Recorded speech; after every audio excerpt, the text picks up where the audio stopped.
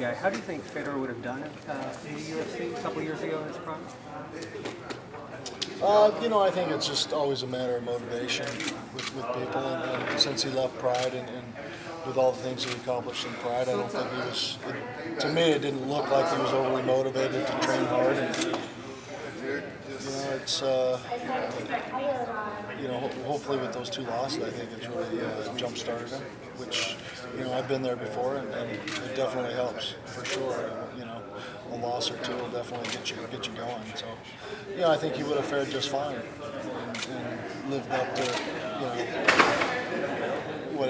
all the expectations on him. And you know, with that being said, I think, you know, he's a real similar style to me, but you know, I think I'm a little more technical than he is, and plan on beating him up on Saturday. Speaking of, did you have a question?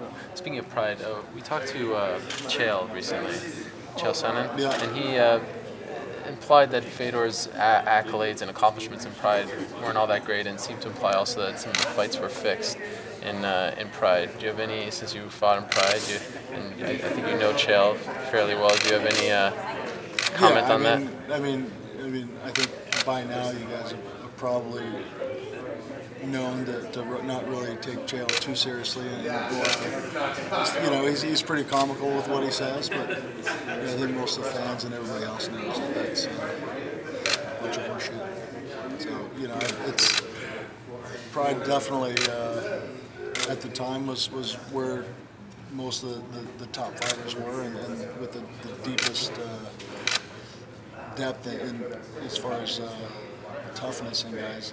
You know, they didn't really limit to weight classes, and they didn't have any weight classes when I first got there, and then they only had 2 for the longest time, which gives a lot more depth per weight class. So, you know, I've never heard or seen any fixed fights. No one's ever approached me, so I couldn't tell you, you know, if it never happened, but I'd be real surprised if it did.